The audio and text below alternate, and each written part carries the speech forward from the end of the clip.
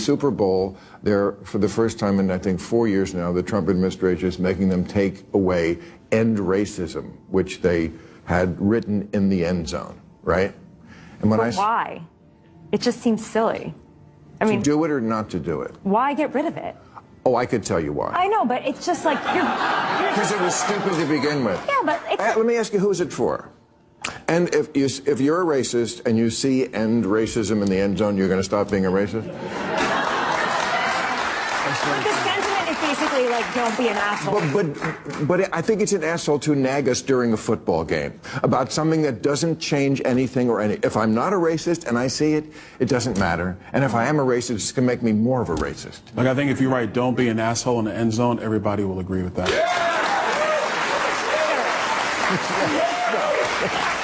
The problem is, we all think the other guy's an asshole. No, and no one thinks. I saw the Government Accounting Office, that's not the Trump administration, said in the last 20 years, I think it was something like 2.2 It's $3 trillion. Well, it was a little less than that, but in trillions of improper payments. Yes. This is trillions, not billions. What could we have done with that money? In 2023, it was 236 billion of improper payment. So it's not like this does not have to be done. They couldn't put dwarfs because this is just so typical of the left. The progressives always finding a way to find their way back to doing something not progressive. These days, Bill Maher is sounding less like the classic liberal talk show icon and more like a provocateur. A Trump defender?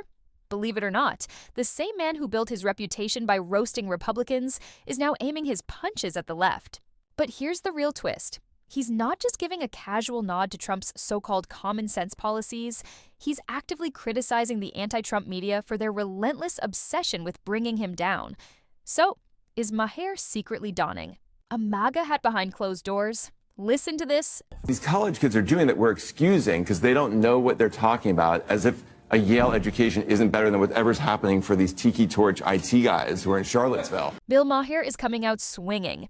In a recent Fiery segment, he criticized the left and what he referred to as the woke media for ignoring the alarming rise of anti-Semitism on college campuses. While chilling chants like "death to the Jews at Yale remain unconfirmed," Maher didn't hold back. He highlighted real incidents occurring elsewhere, such as at Northeastern University, where, during a pro-Israel counter-protest, someone provocatively shouted, "Kill the Jews!" The situation spiraled into chaos, leading to the arrest of over 100 peaceful demonstrators. Maher isn't letting anyone off the hook. Whether you love him or hate him, there's no denying he's flipping the script like never before. Well, now that the campus protesters are finally packing up their tents and delousing their hair, it's time for the media to admit that they blew the whole thing way out of proportion. Because as always with media these days, they don't cover what's most important, just what's most fun to watch. Maher didn't hold back when he slammed the "Death to America" chant at a rally in Dearborn, Michigan, making it crystal clear that this kind of rhetoric isn't just reckless, it's crossing a dangerous line. He went straight for the jugular, calling out elite universities like Harvard and UPenn for their weak, vague responses to rising anti-Semitic incidents. Maher even accused them of being filled with useful idiots, blindly co-signing extremist nonsense without thinking it through. His message was loud and clear. Turning a blind eye to hate speech, no matter which side it's coming from, is absolutely unacceptable, especially in a time when political drama is blurring moral lines. Maher is standing firm, challenging even his own ideological allies to stop making excuses and start confronting bigotry wherever it appears. But he's not stopping there. He's locked, loaded, and now aiming at the legacy media. And it's about to get ugly. He's dragging them for what he says they've become, full-time panic peddlers ready to blow up every half-sarcastic comment Trump makes. Just look at this. There are 15.2 million college students in the U.S., and 2,300 have been arrested. That's 1/67th of 1%, and half of the ones in New York weren't even students. But we were given the false impression that these protesters are the voice of their generation, having found a cause for which they were willing to go to the tents and to the barricades. Oh, please, these kids are more violent when their team wins a championship.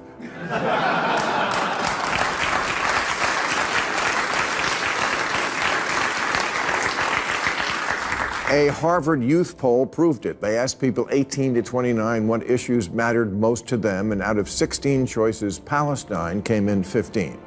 The vast majority just want to do what they went to college for in the first place, to experiment with being a lesbian. When Trump cracks a joke about running for a third term, do the media laugh it off like most people would? Nope. They lose their minds, declare that democracy is collapsing, and slap the fascist label on him faster than you can say clickbait. Suddenly, Trump isn't just a trash-talking former president, he's portrayed as the second coming of every dictator in history in the media's fever dream.